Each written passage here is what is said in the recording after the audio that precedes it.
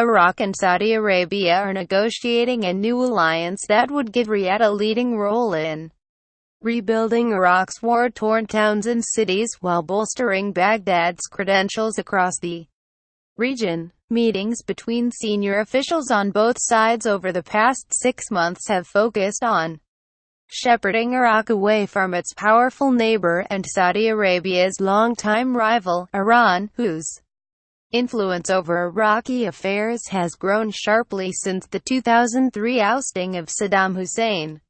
Iraq and Saudi Arabia have long been considered opponents in the region, but a visit by the Iraqi Shia cleric Muqtada al-Sadr to Riyadh last week, a follow-up trip to the UAE, further thawed relations which had already been much improved by high-profile visits between the two countries.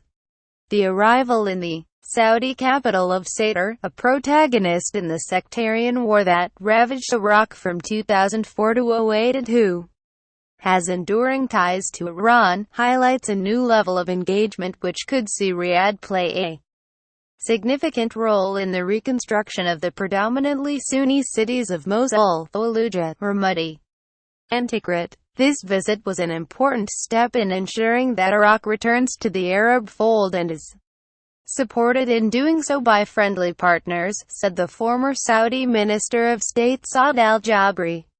This necessitates limiting Tehran's continued attempts to dominate Iraq and spread sectarianism. Broader engagement between Riyadh and Baghdad will lead the way for enhanced regional support for Iraq, especially from the Gulf states. This is essential after the capture of Mosul from ISIS and as Iraq looks towards national reconstruction. Facebook, Twitter, Pinterest. A member of the Iraqi Federal Police on patrol in the ruins of Mosul's old city this month. Photograph, Sahib, Salem. Reuters. Sunni areas of Iraq have borne the brunt of the 3-year U.S.-led war against Islamic State, which has been largely successful. ISIS no longer controls any city, it is confined to a series of towns in the northwest and throughout Anbar province.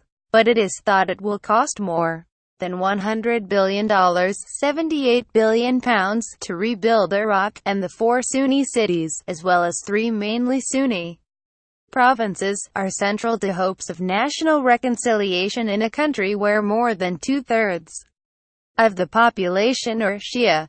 As Iraq moves towards national elections early next year, the Prime Minister, Haider al-Abadi, and Sadr have both said the reenfranchisement of Sunnis, who lost privileges and status after the fall of Saddam, must be central to rebuilding plans.